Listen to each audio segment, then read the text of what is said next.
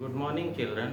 Electric current आप लोग पढ़ चुके हैं क्लास 10 में भी। बेसिक रूप से इसको डिफाइन करते हैं, the flow of charge in a conductor is called electric current. I से डिनोट किया जाता है।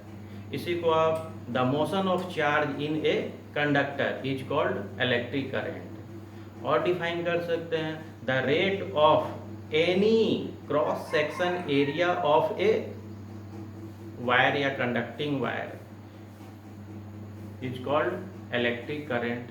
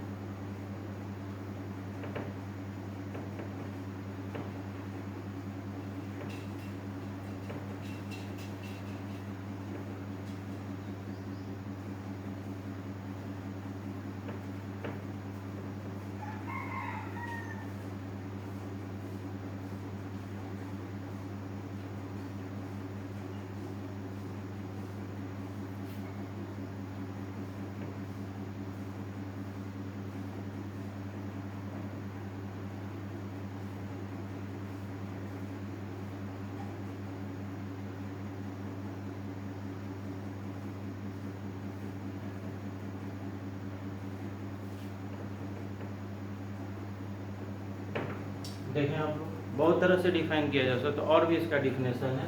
यहाँ आप देख रहे हैं motion of charge, flow of charge, flow of charge. तो पहले फ्लो ऑफ चार्ज क्या है? जब चार्ज फ्लो करने लगता है किसी कंडक्टर में या कंडक्टिंग वायर में, तो उसी को करंट कहते हैं। आज हम लोग वही पढ़ेंगे। देखिए यहाँ पे एक कंडक्टर है, मेटेलिक कंडक्टर है। इसमें पॉजिटिव चार्ज भी रह सकता है और नेगेटिव चार्ज भी रह सकता है। इलेक्ट्रोस्टैटिक्स में हम लोग पढ़ चुके हैं कि चार्ज जो होता है किसी कंडक्टर में स्टैटिक पोजीशन में होता है, स्थिर रहता है वो, इसलिए वहाँ स्टैटिक पोजीशन में रहता है। तो यहाँ पे चार्जेस जो है फ्लो नहीं करते हैं, उसी के अंदर ही रहते हैं। आप फ्लो करते हैं लेकिन रैंडमली फ्लो करते हैं, अनियमित रूप से वो फ्लो करते हैं। तो वहाँ चार्ज का फ्लो नहीं होता है, सिर्फ कंडक्टर के अंदर ही वो जो रैंडमली मूव करते हैं वो। अब क्या करेंगे, यहाँ पर आपको मालूम है कि अगर किसी कंडक्टर को अगर चार्ज कर दिया जाता है, तो चार्ज कर देते हैं तो वहाँ क्या होगा, इसके चारों तरफ एक फील्ड बन जाता है। क्या बन जाता है? Electric field. अब इलेक्ट्रिक फील्ड का डायरेक्शन अगर इधर है तो पॉजिटिव चार्ज का भी डायरेक्शन इधर ही होगा। यहाँ भी आप इलेक्ट्रिक फील्ड, इसको भी चार्ज किए, इलेक्ट्रिक फील्ड बन गया। अगर इसका डायरेक्शन इधर है तो नेगेटिव चार्ज का डायरेक्शन इधर होता है। तो positive charge is along the direction of electric field, but negative charge opposite to the negative charge flow opposite to the electric field. यहाँ आप देखेंगे अब क्या किया गया, हम लोग को तो पढ़ना है फ्लो ऑफ चार्ज। यहाँ पर कंडक्टर है, यहाँ भी एक कंडक्टर लिए, उसको क्या किए, एक वायर से कनेक्ट कर दिया गया। वायर कनेक्ट कर दिया, इसमें पॉजिटिव चार्ज है, इधर भी मान लिया गया पॉजिटिव चार्ज है। मान लिया गया कि इसका जो पॉजिटिव चार्ज है ये हाईयर पोटेंशियल वाला, इधर है लोअर पोटेंशियल, और आपको मालूम है चार्जेस फ्लो कैसे करते हैं, हाईयर टू लोअर। तो मान लिया इसका पोटेंशियल डिफरेंस V1 है और इसका V2 है, तो आप पोटेंशियल डिफरेंस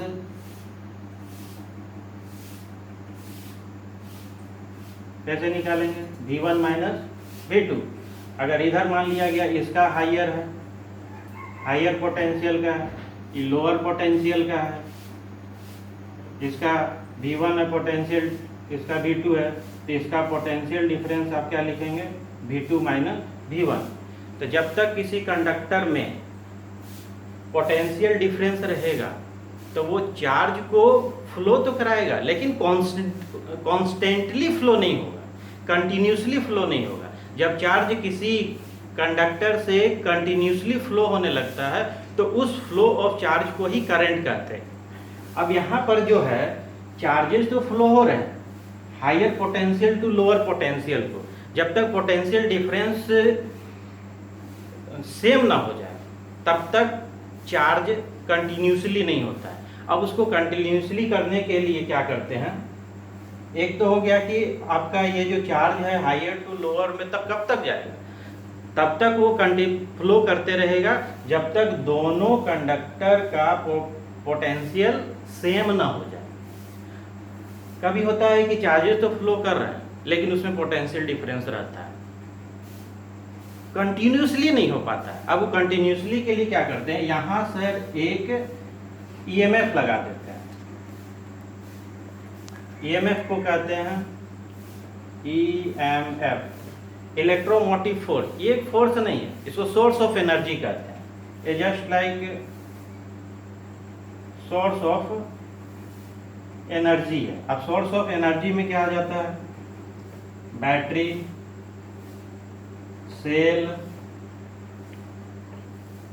डायनेमो।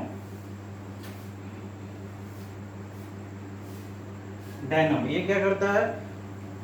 चार्जेज को फ्लो कराने में हेल्प कर देता है। अब यहाँ से तो चार्जेज फ्लो हो रहे हैं लेकिन कंटिन्यूसली फ्लो नहीं हो पा रहे हैं। अब यहाँ जब ईएमएफ लगा दिया गया है तो यहाँ से भी क्या है? पॉजिटिव चार्ज इधर से मूव करते हुए जाएगा, यहाँ भी आपका ऑलरेडी पॉजिटिव चार्ज है, इसको क्या करता है? फोर्स करता है। फोर्स करने से ये यहाँ पर जो चार्ज जो फ्लो होने लगेगा ये चार्ज कांस्टेंट हो जाता है, और ये कांस्टेंट फ्लो ऑफ चार्ज को ही कहते हैं इलेक्ट्रिक करंट। ओके, कांस्टेंट होना चाहिए, फ्लो ऑफ चार्ज कांस्टेंट होना चाहिए, तभी आप उसको इलेक्ट्रिक करंट कह सकते हैं। अब इलेक्ट्रिक करंट को किससे डिनोट करते हैं? आई से डिनोट करते हैं। यहाँ आई इक्वल टू होता है Q बाय टी। Q क्या है? Flow of charge. अब आई में हो गया ये टाइम, जैसे यहाँ पे लिखते हैं the rate of flow of charge, वही है ये। तो I equal to Q by T. अब आपको मालूम है कि अब इसका SI में आप जाएंगे, SI यूनिट में, तो इसका क्या होता है? कूलाम। इसका क्या होता है? टाइम का सेकेंड। तो कूलाम पर सेकेंड को ही कहते हैं एम्पियर। तो SI यूनिट ऑफ करंट हो गया एम्पियर। इसको आप AMP भी लिख सकते हैं और शॉर्ट में A भी लिख सकते हैं। इंस्टेंटेनियस के केस में, इंस्टेंटेनियस करंट के केस में कैसे दिखाते हैं? I इक्वल टू लिमिट यहाँ पे यूज किया जाता है। इस समय डेल्टा टेंड्स टू 0, तो आप delta Q by delta T का यूज कर लेते हैं। इसी को आप डिफरेंशियल फॉर्म में जब लिखेंगे तो dQ बाय dt लिखेंगे। और भी इसका बहुत सारा ये है यूनिट। अब जैसे 1 मिली एम्पियर इक्वल टू हो जाता है 10 पे power -3 ampere. 1 micro ampere equal to हो जाता है 10 पे पावर 6 एम्पियर। और एक चीज जानना है कि यहाँ पर जो कोई भी मेटेलिक कंडक्टर में जो चार्जेज होते हैं वो नंबर ऑफ इलेक्ट्रॉन कितने होते हैं? 10 पे पावर -10 पे पावर 29 पर मीटर क्यूब, इतना इलेक्ट्रॉन होते हैं।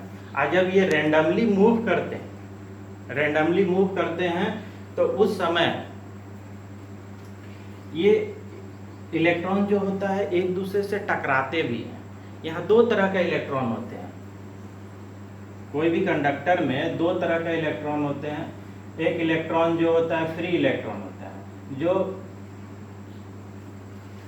रेंडमली मूव करते हैं, और दूसरा इलेक्ट्रॉन होता है रिलेटेड इलेक्ट्रॉन।